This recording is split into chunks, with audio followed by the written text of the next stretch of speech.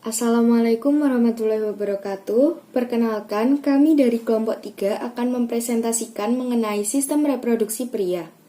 Sebelumnya, anggota kelompok kami, yang pertama ada Bunga Sahara, yang kedua ada Dea Jeng Nalendri, yang ketiga ada Devi Nurbaiti, keempat ada Nadia Alifa Rafida, kelima ada Pratiwi Vanessa Bella, keenam ada Risma Nur Cahyani, ketujuh ada Salsabila Wibisono, kedelapan ada Siti Halida Fajrin, yang kesembilan ada Syifa Aulia.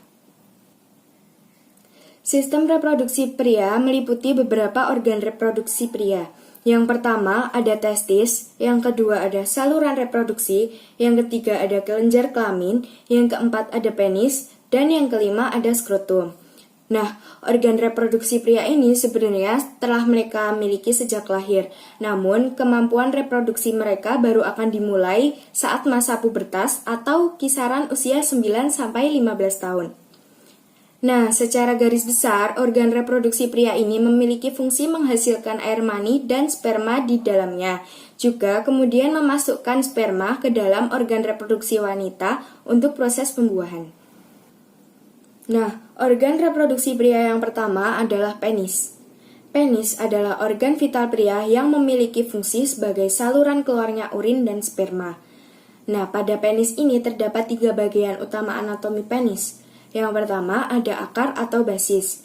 Bagian ini menempel pada dinding perut bagian bawah.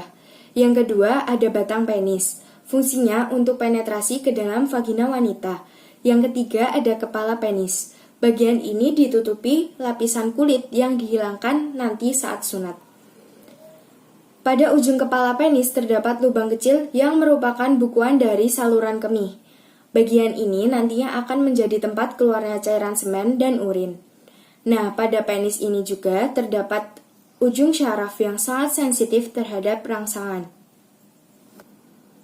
Nah, organ reproduksi pria yang pertama adalah penis. Penis adalah organ vital pria yang memiliki fungsi sebagai saluran keluarnya urin dan sperma. Nah, pada penis ini terdapat 3 bagian utama anatomi penis. Yang pertama ada akar atau basis. Bagian ini menempel pada dinding perut bagian bawah. Yang kedua ada batang penis. Fungsinya untuk penetrasi ke dalam vagina wanita. Yang ketiga ada kepala penis. Bagian ini ditutupi lapisan kulit yang dihilangkan nanti saat sunat. Pada ujung kepala penis terdapat lubang kecil yang merupakan bukuan dari saluran kemih. Bagian ini nantinya akan menjadi tempat keluarnya cairan semen dan urin. Nah, pada penis ini juga terdapat ujung syaraf yang sangat sensitif terhadap rangsangan. Sistem reproduksi yang kedua pada pria yaitu skrotum.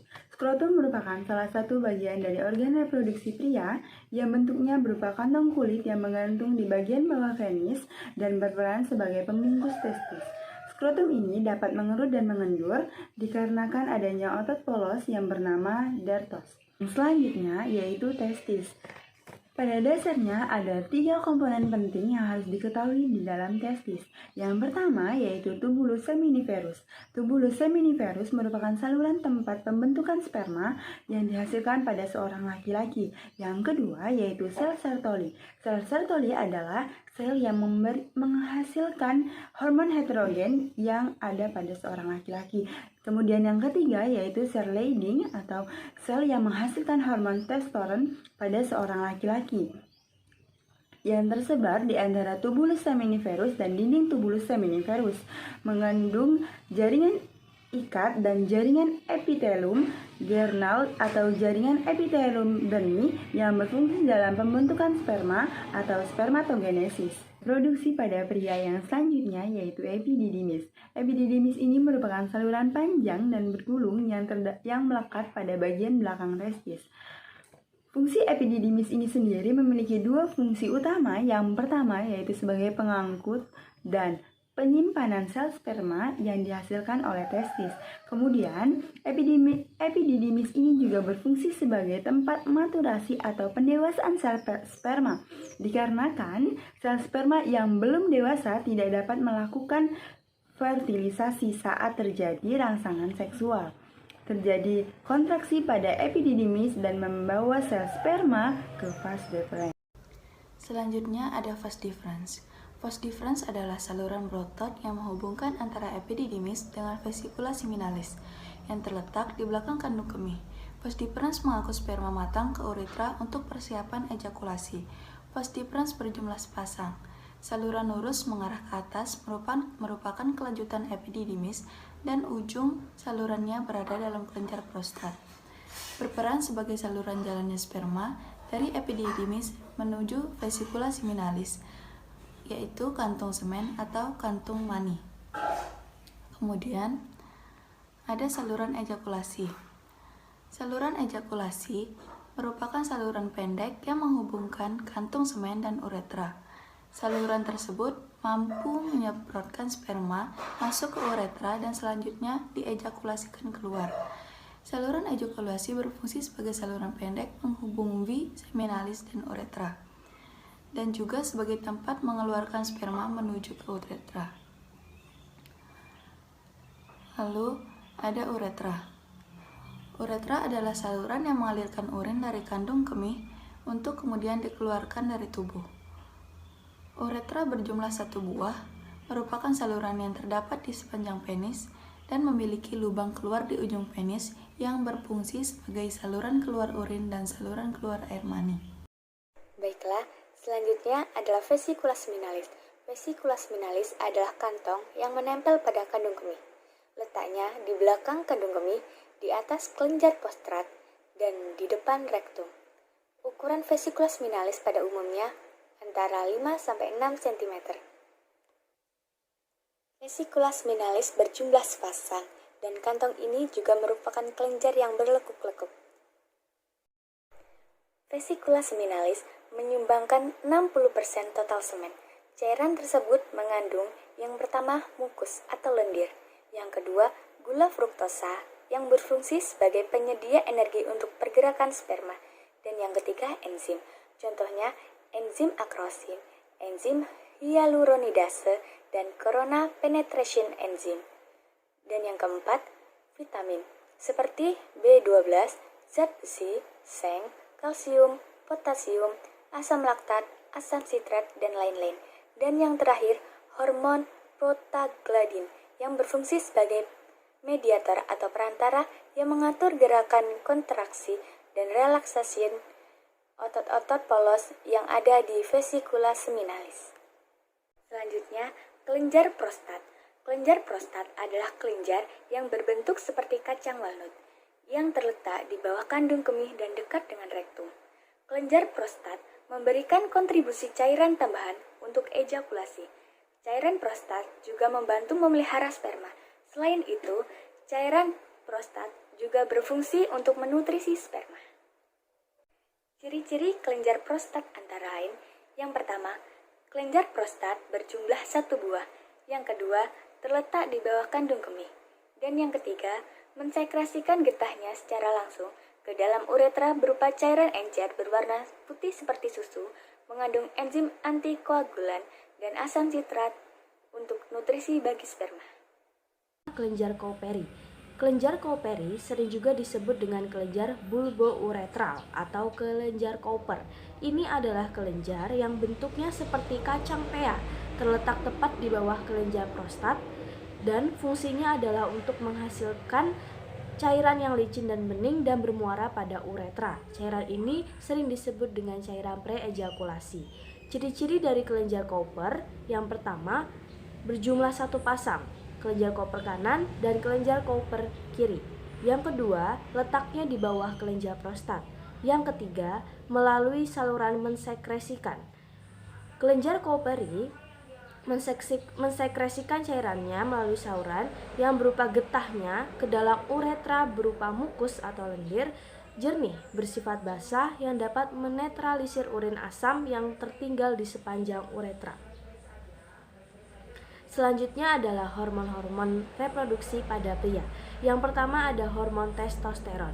Hormon testosteron adalah hormon yang mempengaruhi libido, pembentukan massa otot, ketahanan tingkat energi, hingga perubahan karakteristik seks sekunder pada pria saat puber. Hormon testosteron berfungsi dan berperan utama dalam perkembangan organ reproduksi laki-laki, terutama organ testis. Yang kedua adalah hormon LH atau luteinizing hormone. LH disekresikan oleh kelenjar hipofisis anterior. Fungsi dari luteinizing hormone ini adalah untuk menstimulasi sel-sel Leydig untuk mensekresikan testosteron. Sel Leydig merupakan sel yang berperan dalam sekresi hormon steroid.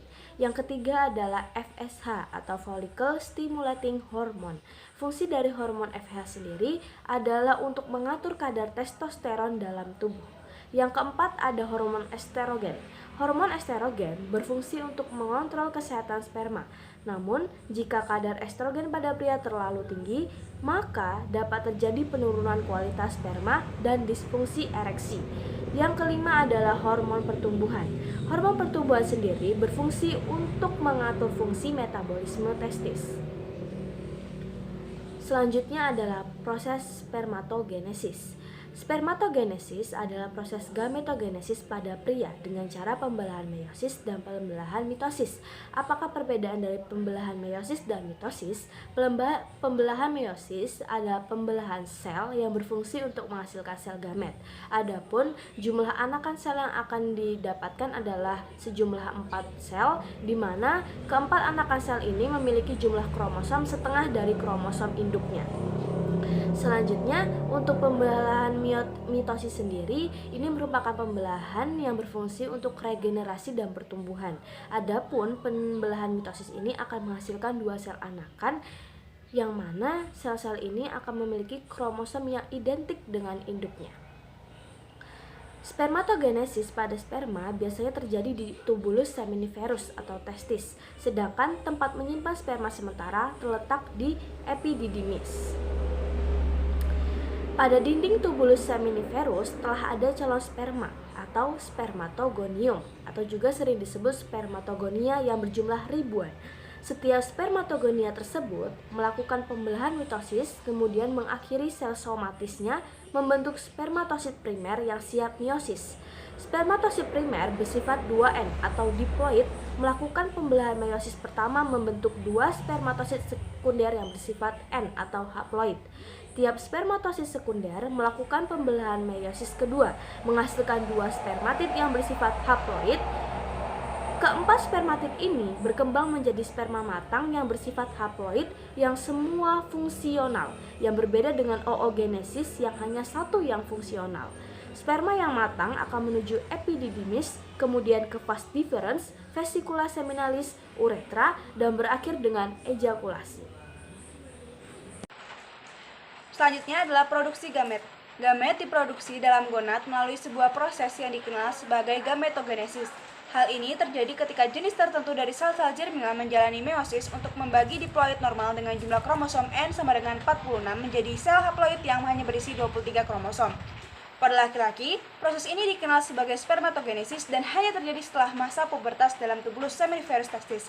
Spermatozoa dewasa atau sperma kemudian dikirim ke epididymis, di mana mereka mendapatkan ekor sehingga mengaktifkan motilitas. Masing-masing sel-sel germinal diploid asli atau spermatositis primer membentuk 4 gamet fungsional yang masing-masing selamanya muda. Produksi dan kelangsungan hidup sperma membutuhkan suhu di bawah normal suhu tubuh inti. Skrotum yang terletak di luar rongga tubuh menyediakan suhu sekitar 3 derajat Celcius di bawah suhu tubuh normal. Selanjutnya adalah perkembangan spermatogonia menjadi spermatozoa. Perkembangan spermatogonia menjadi spermatozoa berlangsung selama 64 hari. Berikut gambar di samping merupakan tahap-tahap spermatogenesis. Selanjutnya, tahapan spermatogenesis. Pada tahap pertama spermatogenesis, spermatogonia yang bersifat diploid atau 2N atau mengandung 23 kromosom yang berpasangan, berkumpul di tepi membran epitel germinal yang disebut spermatogonia tipe A. Spermatogonia tipe A membelah secara mitosis menjadi spermatogonia tipe B. Kemudian, setelah beberapa kali membelah, sel-sel ini akhirnya menjadi spermatosis primer yang masih bersifat diploid. Setelah melewati beberapa minggu, setiap spermatosit primer membelah secara meiosis membentuk 2 buah spermatosit sekunder yang bersifat haploid. Spermatosit sekunder kemudian membelah lagi secara meiosis membentuk 4 buah spermatid. Spermatid merupakan calon sperma yang belum memiliki ekor dan bersifat haploid atau N atau mengandung 23 kromosom yang tidak berpasangan. Setiap spermatid akan berdiferensiasi menjadi spermatozoa atau sperma. Proses perubahan spermatid menjadi sperma disebut spermiasi. Selanjutnya, lanjutan tahapan spermatogenesis. Ketika spermatid dibentuk pertama kali, spermatid memiliki bentuk seperti sel-sel epitel. Namun, setelah spermatid mulai memanjang menjadi sperma, akan terlihat bentuk yang terdiri dari kepala dan ekor.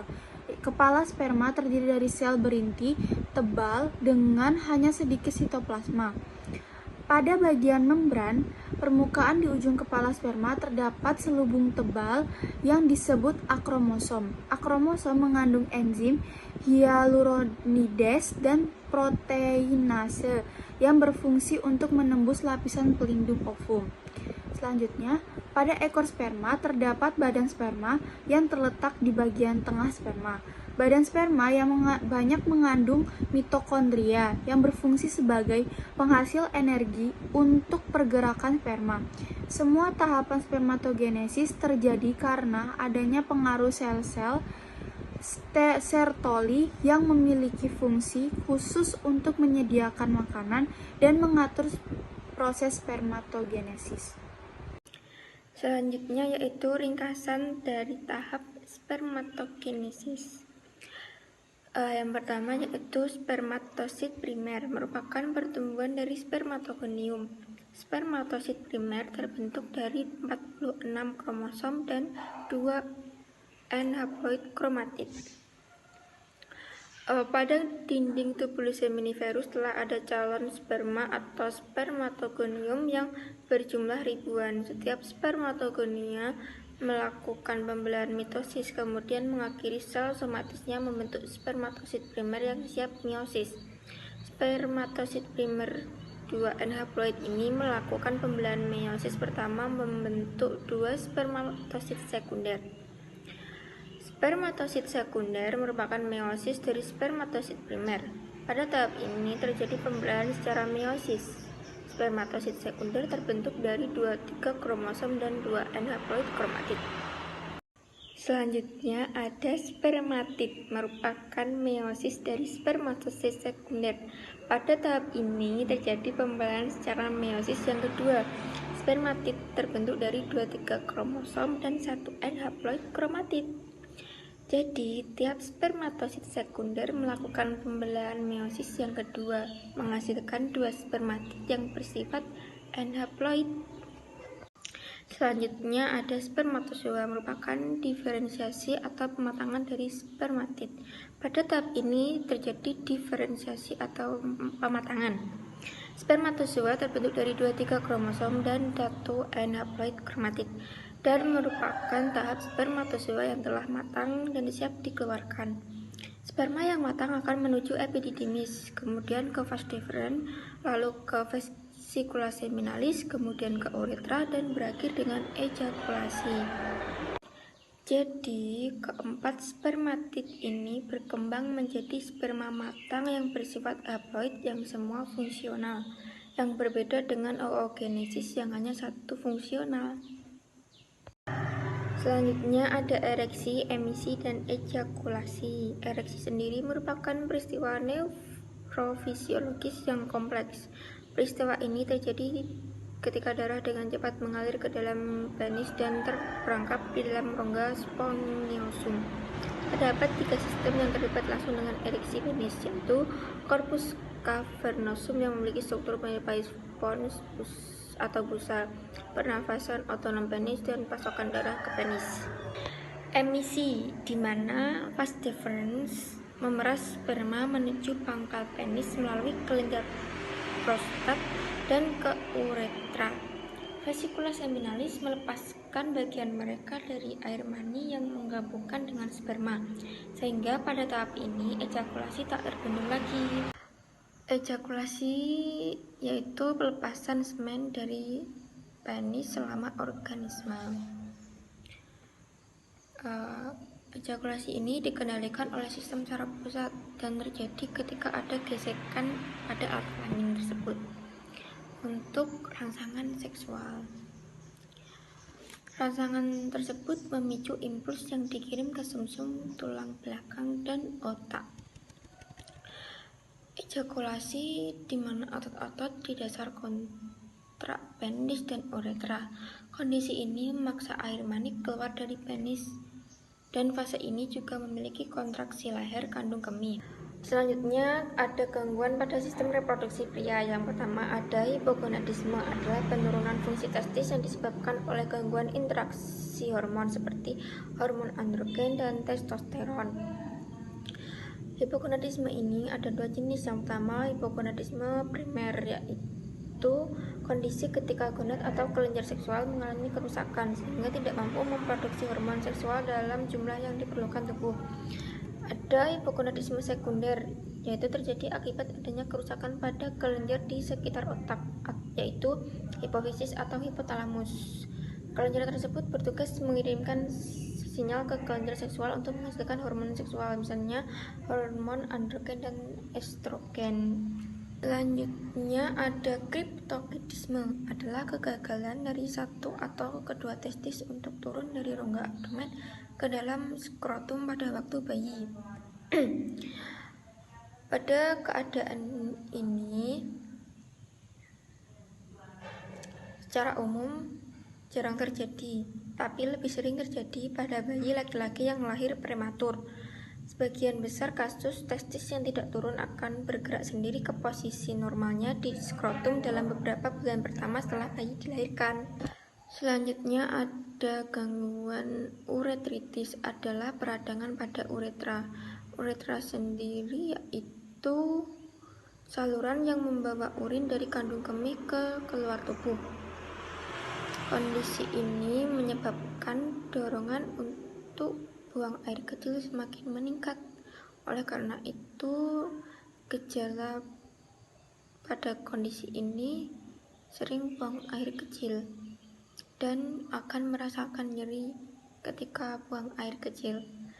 Uretritis ini merupakan salah satu jenis infeksi menular seksual. Penyebab dari uretritis ini yaitu infeksi bakteri yang masuk ke saluran kemih dari kulit di sekitar lubang uretra atau lubang kencing.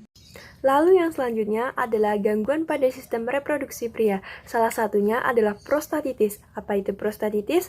Prostatitis adalah peradangan pada kelenjar prostat yang bisa terjadi secara tiba-tiba atau akut atau berkembang secara bertahap dalam waktu yang lama atau kronis. Prostatitis biasanya ditandai dengan nyeri dan kesulitan buang air kecil.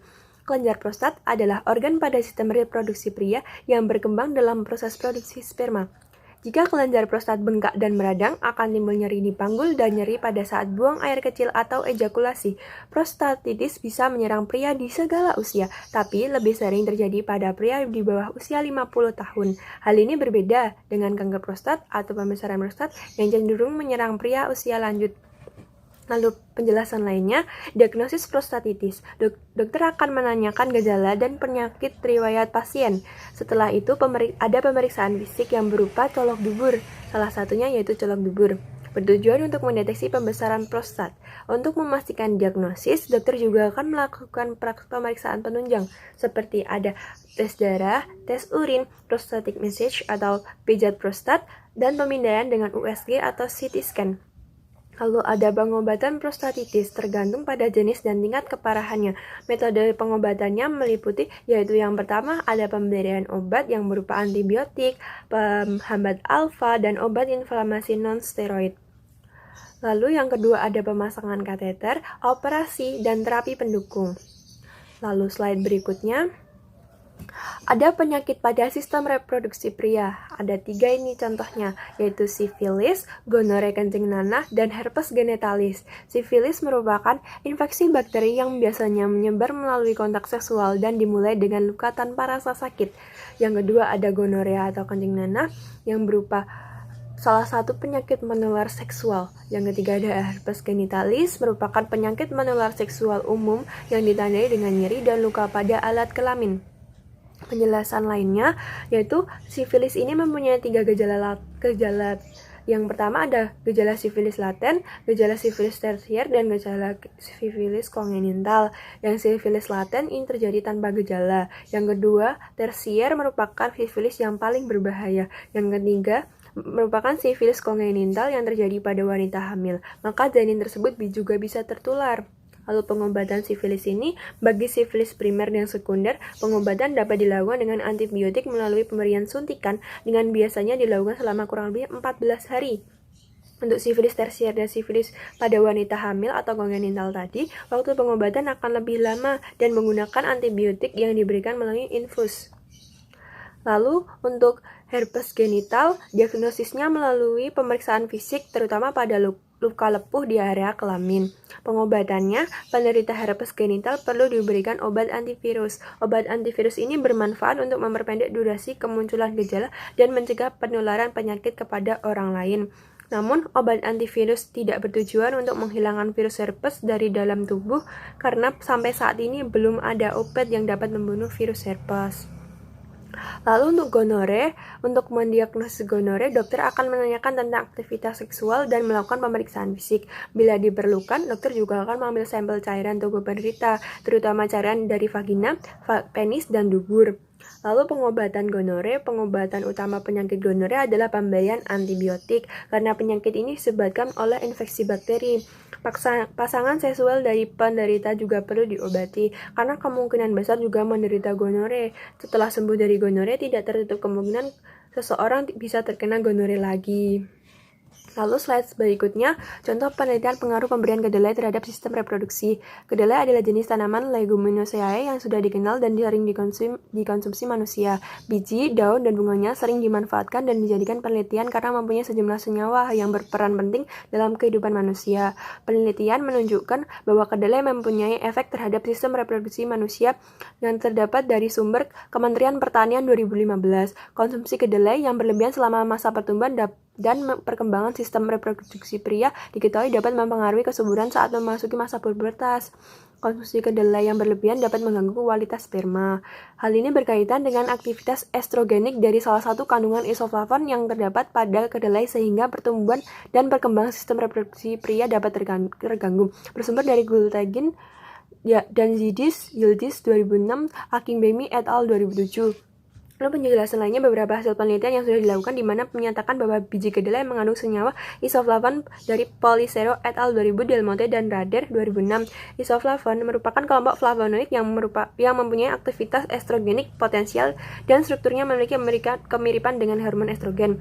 Fitoestrogen kedelai seperti genistein atau isoflavon diketahui dapat menghambat 17 beta hidroksisteroidoksidioredukase, enzim yang diperlukan dalam pengubahan androstenedion menjadi testosteron, sehingga pada defisiensi enzim tersebut mengakibatkan penurunan kadar testosteron. Bersumber dari Gruber et al. 2000. Lalu kesimpulannya yaitu kedelai memiliki pengaruh terhadap sistem reproduksi manusia seperti mengakibatkan penurunan kadar testosteron dan menurunkan kadar androgen tubuh. Demikian presentasi yang dapat kami sampaikan. Atas perhatiannya kami ucapkan terima kasih. Wassalamualaikum warahmatullahi wabarakatuh.